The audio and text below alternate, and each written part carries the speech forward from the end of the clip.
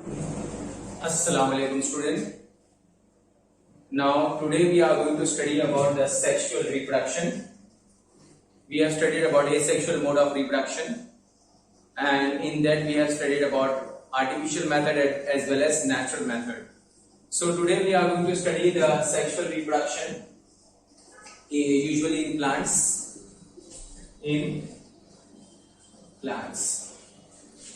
When we talk about in plants, which parts are involved in sexual reproduction?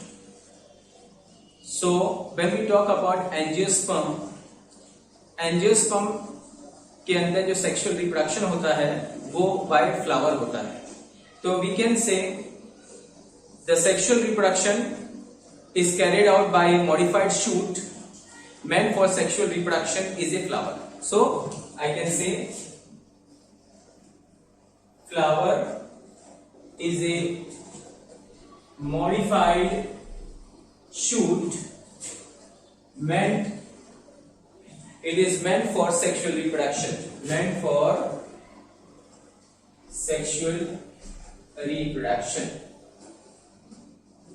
So flower is a modified shoot meant for sexual reproduction.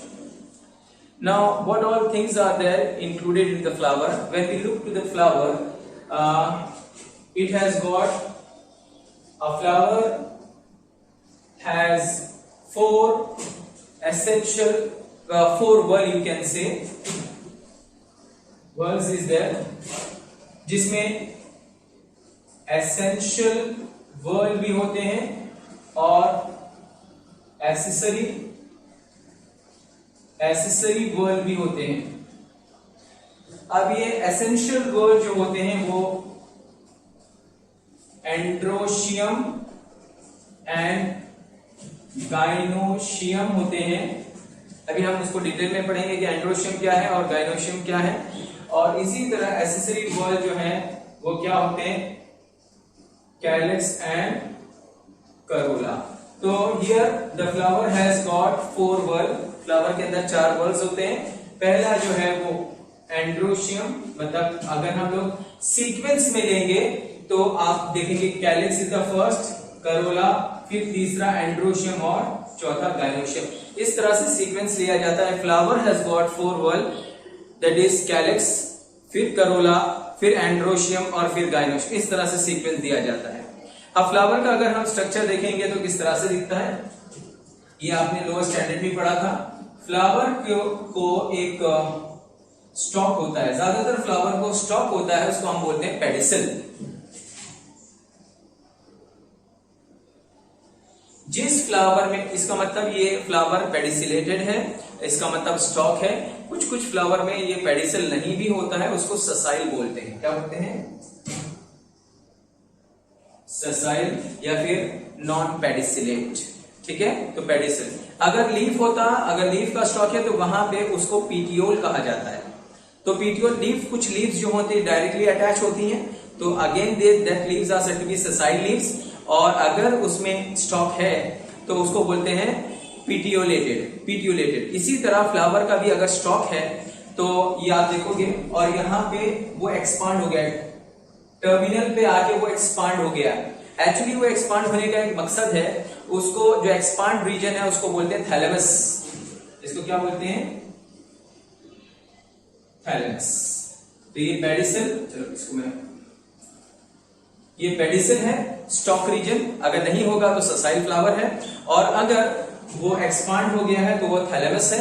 अब इस thalamus के ऊपर जो होता है, अक्सर जो है यहां पे ग्रीन कलर की कवरिंग होती है,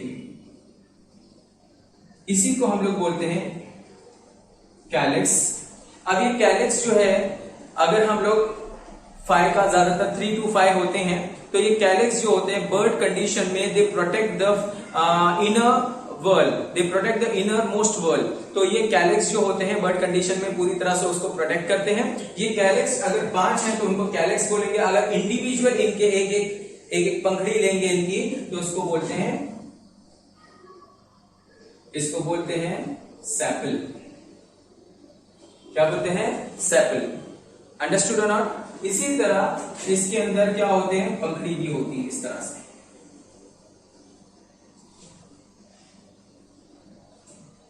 मोस्टली ये अट्रैक्ट करती हैं इंसेक्ट को फॉर पॉलिनेशन, और ये होते हैं करोला। करोला अगर 5 एक ग्रुप में है, दे आर करोला। इंडिविजुअल अगर हम लेंगे तो उसको पैटल बोलते हैं। क्या बोलते हैं? अंडरस्टूड और नॉट? तो ये पैटल्स है। अब आप देखोगे कि ये साइड पे इस तरह से, इसको बोलते हैं एंड्रोशियम, और बीच में ये जो एक्सपांडेड रीजन है वहां पे इस तरह से चीज होगी जिसको हम लोग क्या बोलते हैं? गाइनोशियम। ठीक है, तो फ्लावर के ये पार्ट्स हैं, फ्लावर के ये बर्ड्स हैं, 4 बर्ड्स हैं। Can you see? Calyx, second one corolla, third androecium, और फोर्थ क्या है? गाइनोशियम। तो 4 हो गए। तो फ्लावर एक मॉडिफाइड शूट है मेंट फॉर सेक्सुअल रिप्रोडक्शन, जो फ्लावर में सेक्सुअल रिप्रोडक्शन लाता है। आपको मालूम है सेक्सुअल रिप्रोडक्शन जब लाना होता है तो मेल और फीमेल, क्योंकि फ्लावर में दोनों है, इस फ्लावर को मैं बाइसेक्सुअल फ्लावर बोल सकता हूं। टिपिकल बाइसेक्सुअल फ्लावर ही जो भी फ्लावर में होना चाहिए वो एक ये फ्लावर में मैंने दिखाया, इसीलिए मैंने नाम दिया है typical. A typical bisexual flower which has both the reproductive organs, male as well as female, androecium as well as gynoecium। ये हो गया। तो ये 4 है। अब हम लोग को इसका फंक्शन भी बता देता हूं। पेडिसिल एक स्टॉक है, दूसरा जो रेस करता है फ्लावर को, so easily they can be visible, more conspicuous हो जाएंगे, they can be seen far away, दूर से भी दिखाई देंगे, they attract insect as well as birds, and for what purpose? Mostly for pollination. इसके अलावा पेडिसिल आगे जाके एक्सपैंड होता है, thalamus actually provide the place और the space for the other birds to get attach to it. दूसरे birds कौन से हैं? जैसे कैलिक्स हो गया, करोला हो गया, एंड्रोशियम और गाइनोशियम, ये सब इसी पे अटैच होते हैं। एक और चीज बेटा, क्योंकि जब हम फ्लावर का पढ़ रहे हैं, पार्ट्स पढ़ रहे हैं, तो आप देखो, आप याद रखना कि कैलिक्स का दूसरा नाम है सेपल, मतलब calyx when they are 5 or 3 in number together they are said to be calyx, when individual we take that is known as sepal. Together when we take all 5 petals they are said to be corolla, and individual we take petal that is called petal। फिर इसी तरह androecium और gynoecium, इसके part बता देता हूं मैं कि एंड्रोशियम जो होता है, अभी एंड्रोशियम है, एंड्रोशियम जो होता है वो इस तरह से हमने दिखाया। तो ये एंड्रोशियम में ये पार्ट को बोलते हैं एंथर, और इसको बोलते हैं फिलामेंट, और ये है कनेक्टिव टिश्यू। तो एंड्रोशियम, इसके भी 3 पार्ट हैं। एंथर ये फर्टाइल पार्ट है, फर्टाइल इसको बोलते हैं जो कि एक्टिव पार्ट लेते हैं इन रिप्रोडक्शन। ठीक है, रिप्रोडक्शन में जो एक्टिव पार्ट लेगा उसको बोलेंगे फर्टाइल। ठीक है, और connective tissue and filaments are nothing to do with the fertility, so they are sterile. ये स्टेराइल है, याद रखो इस चीज को। इसी तरह जो गाइनोशियम है, गाइनोशियम में हमने इस तरह से बनाया है,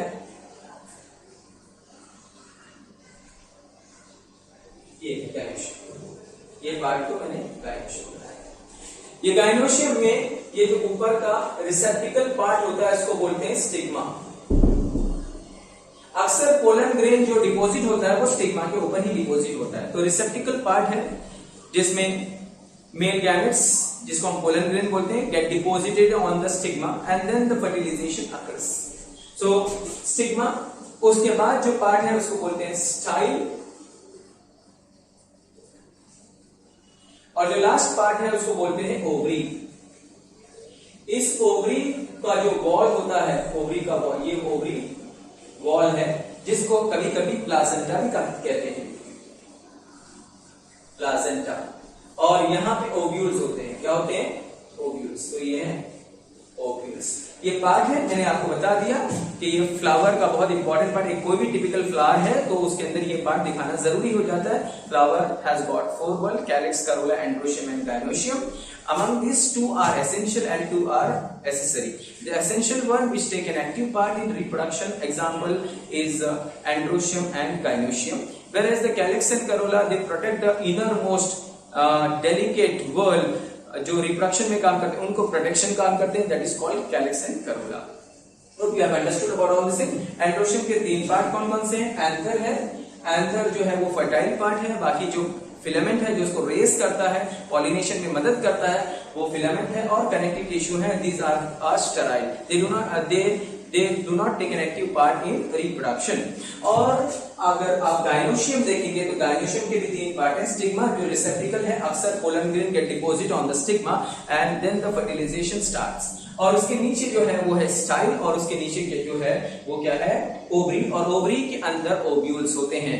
ओव्यूल्स जो है उनको एग भी कहा जाता है, and these are the female gametes we can say, ठीक है, एग्स जिसे हम बोलते हैं। ये चीजें आपको बता दी गई हैं। अच्छा, इसके साथ और भी कुछ पार्ट्स हम लोग ने बताए हैं कि sexual reproduction involves 2 major event, जो आपको टेक्स्ट बुक में दिया है, दैट इज 2 मेजर इवेंट। तो ये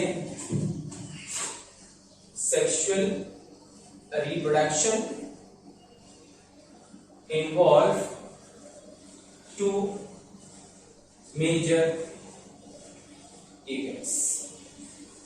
ये 2 मेजर इवेंट्स क्या हैं? पहला उन लोग ने दिया है मियोसिस होता है, मियोसिस होगा, और दूसरा है फ्यूजन ऑफ द गैमेट्स, और दूसरा है फ्यूजन ऑफ गैमेट्स।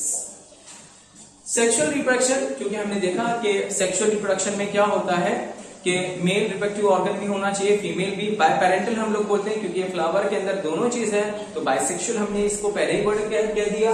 अब मियोसिस क्या होगा कि at the time of gamete formation the sex cells undergo the sex cells are formed because of meiosis। जो भी अभी हम देखेंगे 2 टाइप के होते हैं।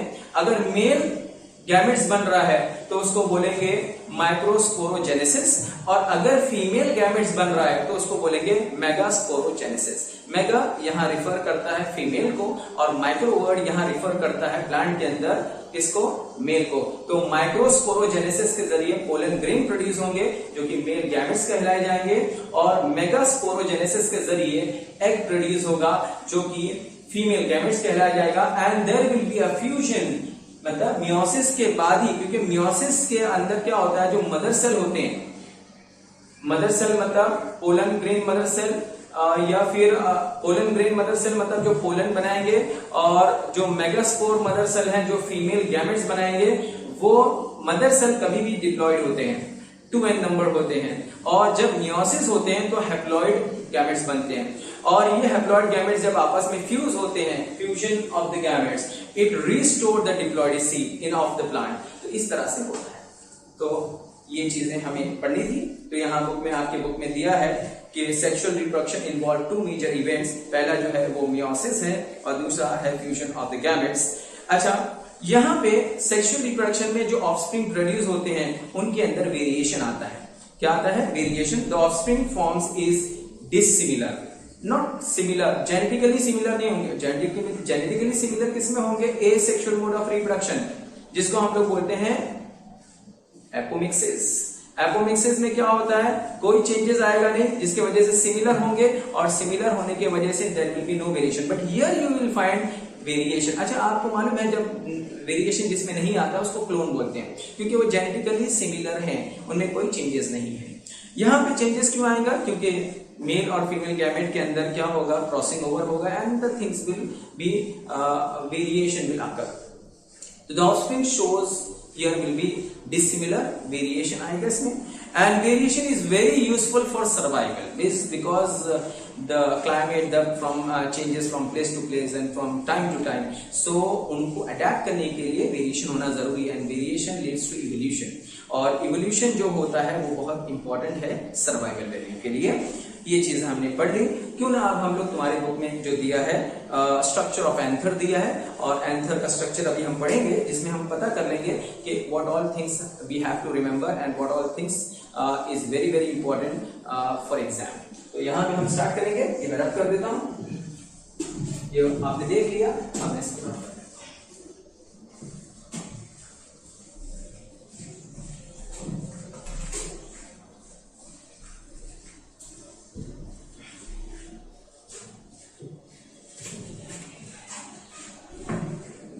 अच्छा बच्चों, अब जो है स्ट्रक्चर ऑफ एंथर आपके बुक में दिया है, स्ट्रक्चर ऑफ एंथर। एंथर क्या है पहले मैंने बताया था, ये डायग्राम आपने देखा, ये फिलामेंट है और इस तरह से एंथर होते हैं, इस तरह से भी होते हैं, और या फिर आप ऐसा भी बना सकते हैं एंथर को, ये एंथर है। तो ये एंथर जो है, ये एंथर, इसको ये 1 और 2, इसका मतलब एंथर्स आर बाइलोब्ड। एंथर्स क्या होते हैं? बाइलोब्ड होते हैं। Bilobe means what? See here 2 lobes, 1 and here 2, तो 2 lobes हैं, तो एंथर्स आर यूजुअली बाइलोब्ड। लेकिन जब हम उसका सेक्शन लेते हैं तो उसके अंदर लॉक्यूल्स निकलते हैं, दैट इज पोलन सेट निकलते हैं, ऐसे 4 निकलते हैं, इसको बोलते हैं टेट्रालॉक्यूलर। तो they are bilobe and tetralocular. Tetra means 4 है। अभी हम सेक्शन उसका जब लेंगे, जब उसको हम कट करेंगे, तो कट करने के बाद आप देख सकते हो कि उसके अंदर क्या चेंजेस आ रहा है। ये हमारा फिलामेंट है और ये एंथर है। ये एंथर को अगर हम कट करते हैं, पहले तो क्या है, एंथर कैसा है? बाइलोब स्ट्रक्चर है, having 2 lobes, I have explained 1 and 2 here also। कभी कभी वर्सेटाइल एंथर होते हैं। वर्सेटाइल एंथर किसको बोलते हैं? ऐसा होता है कि ये अगर वर्सेटाइल एंथर क्या होता है कि एक अगर ये फिलामेंट है तो एंथर उसके ऊपर इस तरह से एक पॉइंट पे अटैच होते हैं और they are free to move in any of the direction. For what purpose? Versatile anther उसको बोलते हैं। सो whichever way the wind is blowing, it will turn in that direction for the easy dispersal of the seeds, easy dispersal of the pollen grains, you can say। तो क्या होगा कि ये versatile होते हैं। जैसे कंपास का, मैग्नेटिक कंपास जो होता है उसमें मैग्नेटिक निडल जो होती है वो कैसा रहता है? whichever way you turn the compass, it will always show you the north and south direction, क्योंकि वो फिक्स नहीं होती। Similar way here also the filaments के ऊपर ये वर्सेटाइल एंथर होते हैं ज्यादातर, जिसमें पॉलिनेशन बाय विंड होता है। तो क्या होता है? they can free to move in any of the direction whichever way the wind is blowing, so it help in pollination, easy pollination of the pollen grain to the distant places। ठीक है, तो ये चीजें हैं। अब तो और समझा देता मैं, ठीक है। तो ये एंथर, अब ये एंथर को अगर हम कट करके देखते हैं तो कैसा दिखाई देगा? ये देखो,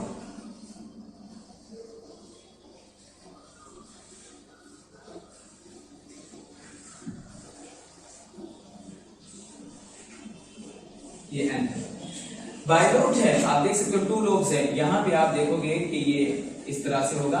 एक्चुअली ये वेन है। क्या है? वेन। आपकी बुक में उसको दिया है कनेक्टिव टिश्यू भी दिया है। वेन को दूसरा यहाँ पे क्या है? कनेक्टिव टिश्यू, ठीक है। और यहाँ पे इस तरह से आप देखोगे पोलन सैक है, 4 है, इसीलिए टेट्रालॉक्यूलर कहा गया है। बेटा ध्यान दो, ये जो है हमने एंथर को कट किया, बाइलोब्ड है। बाहर से देखेंगे जो अपीयरेंस उसका होता है बाइलोब्ड है। When we take a section it will show 4 locules, तो उसको बोलेंगे tetralocular. No doubt they are bilobed but having 4 locules, तो टेट्रालॉक्यूलर। और टेट्रालॉक्यूलर में आप देखोगे बहुत इंपॉर्टेंट है structure of the anther examination point of view, और इसके बाद हम लोग पूछते भी हैं इसके पार्ट्स के बारे में। तो मैं एक ही बताऊंगा, वेरी सिमिलर, तीनों वैसे सिमिलर होंगे, ज्यादा टाइम नहीं लगेगा। ये सेल्स होते हैं बाहर के,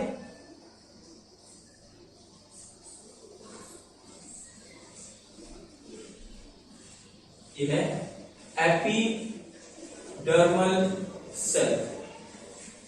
एपिडर्मल सेल है, सिंगल लेयर है। आपको रीजन मालूम है क्या है इसका फंक्शन? प्रोटेक्टिव इन नेचर, ठीक है। सिंगल लेयर फ्लैट सेल होते हैं, they are protective in nature. उसके बाद यहां पे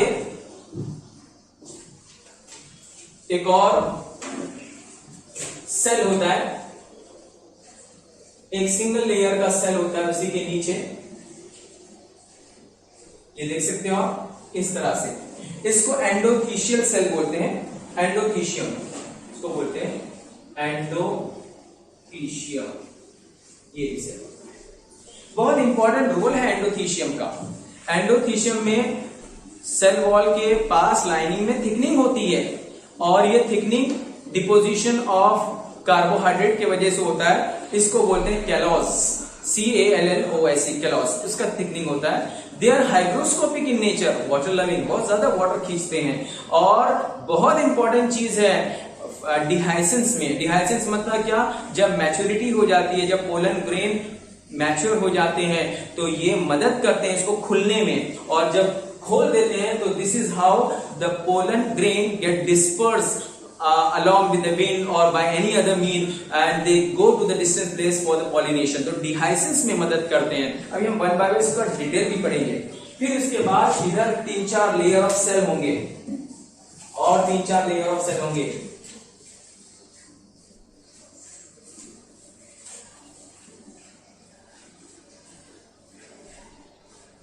ये आप देख सकते हो,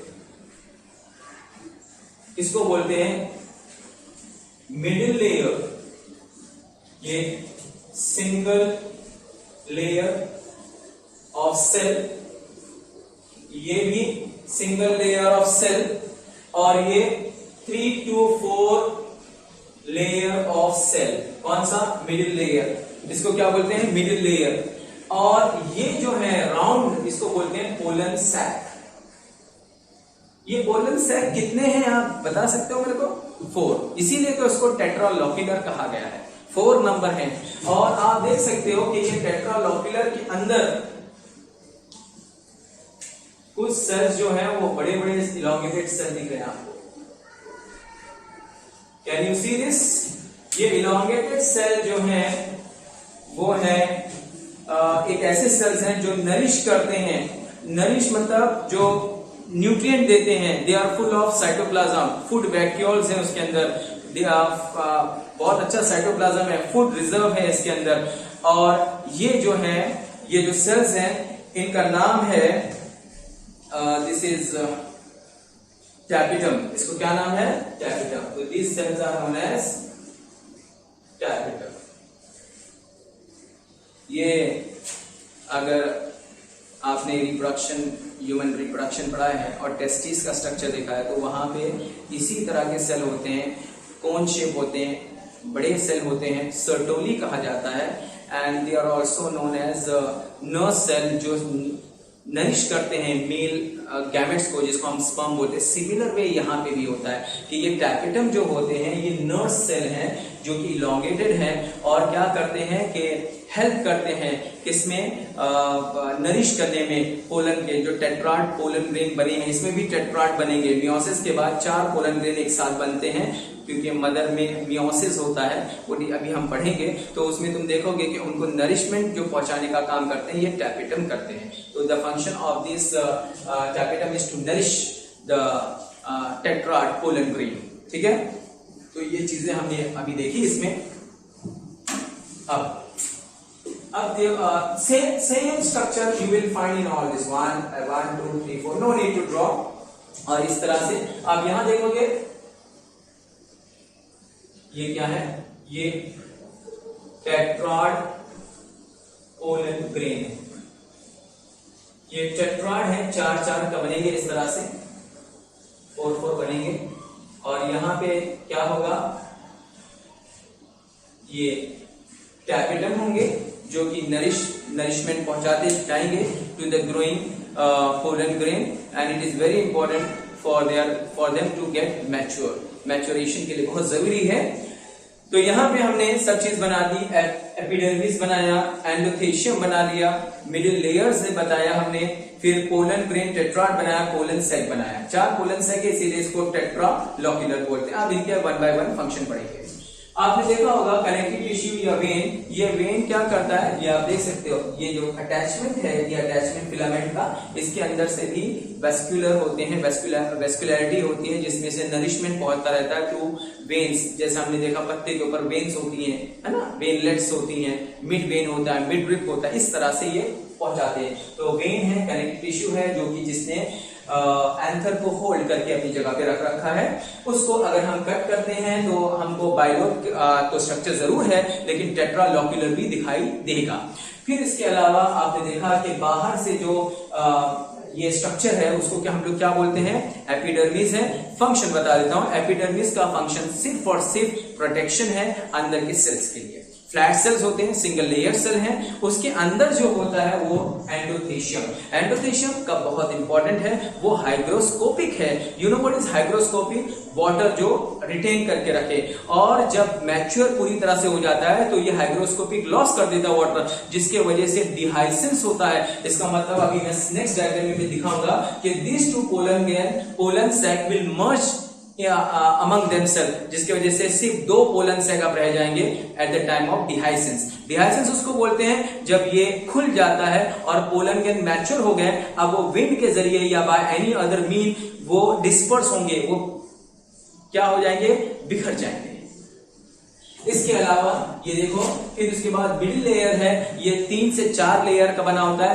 मैच्योरिटी के टाइम वो डीजेनरेट हो जाता है। मैच्योरिटी जब होती है तो क्या होता है, ये एंडोथेशियम हेल्प करता है। इसके साइड वॉल पे थिकनिंग होती है कैलोस की वजह से, callus thickening is because of callus. This thickening is because of callose, और it is hygroscopic in nature. Again and again I am telling you, this is hygroscopic in nature and it help in dehiscence. Middle layer 3 से 4 layer है, and mostly it get what, it get degenerate at the time of maturity. ठीक है। इसी के अलावा tapetum जो है वो लार्ज इन साइज है, दूसरे सेल के बनिस्बत ये बड़ा होता है। साइटोप्लाज्म है, 1 or more डिप्लॉयड न्यूक्लियस है इसके अंदर, provide nutrition to the growing you can say, and very important, they help in the formation of enzyme. जब पोलन ग्रेन बनता है तो पोलन ग्रेन के ऊपर एक कवरिंग होती है, ये कवरिंग को बोलते हैं एंजाइम, जो कि नॉन डिग्रेडेबल होती है, खत्म नहीं होती, टूटती नहीं, केमिकल बायोलॉजिकल डिकम्पोज उसको कर ही नहीं पाते हैं, तो वो जो एंजाइम में बनाने में मदद करता है। और ये एंजाइम का बना होता है, एक मटेरियल का बना होता है जिसका नाम है स्पोरोपोलिनिन। ये स्पोरोपोलिनिन बनाने में मदद करता है। कौन करता है, ये टैपेटम। तो टैपेटम नरिश ही नहीं करता, बल्कि पोलन ग्रेन का जो बाहर का कवरिंग है, जो हार्ड एंड टफ कवरिंग होता है, जिसको एंजाइम बोलते हैं, और वो नॉन डिग्रेडेबल है, जो केमिकल और बायोलॉजिकल डिग्रेडेशन नहीं होता है, उसको ये मदद करता है बनाने में। और काय का बना है, स्पोरोपोलिनिन का बना है। ठीक है, ये मैंने इसके बारे में आपको बताया। अब इसके बारे में और थोड़ा सा सुन लो। ये जो क्या बताने वाला था मैं इसको, टैपेटम के बारे में। अब इसमें और क्या दिया गया है, इसमें ये सी बता देता हूं। ये टेट्रा जो हमने वर्ड यूज किया है, टेट्रा पोलन ग्रेन कैसा होता है, ये सबसे पहले हमको मालूम होना चाहिए कि ये जो सेल्स होते हैं, उन्हीं में से एक जो सेल्स होते हैं वो मदर सेल्स होते हैं, जिनको हम लोग बोलते हैं आर्कियोस्पोरियल सेल।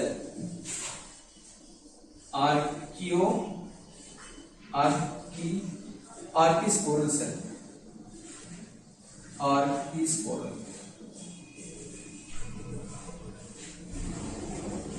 ये आर्किस्पोरल सेल को, क्योंकि ये मेल है तो मैं माइक्रोस्पोरेंजियम भी यूज करता हूं। आर्किस्पोरियल सेल दैट इज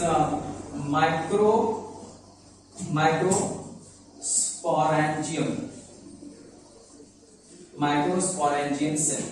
मतलब ये आर्किस्पोरियल सेल, मदर सेल को आर्की बोलते हैं। तो आर्किस्पोरियल सेल आपके टेक्स्ट बुक में दिया है। या दूसरा उसका नाम है माइक्रोस्पोरेंजियल सेल। ये ज्यादातर they are been given rise to sporogenous tissue. ये ज्यादातर किसको राइज देते हैं, they give rise to sporogenous tissue. Sporogenous tissue ये सब क्या है, डिप्लॉयड है 2n, ये भी डिप्लॉयड 2n है, ये भी डिप्लॉयड 2n है। स्पोरोजेनस टिश्यू, ये स्पोरोजेनस टिश्यू अंडरगो माइटोसिस, ये sporogenous undergo mitosis. Mitosis equational division है, अगर 2n है मदर तो डॉटर भी 2n ही होंगे। तो mitosis and result in microspore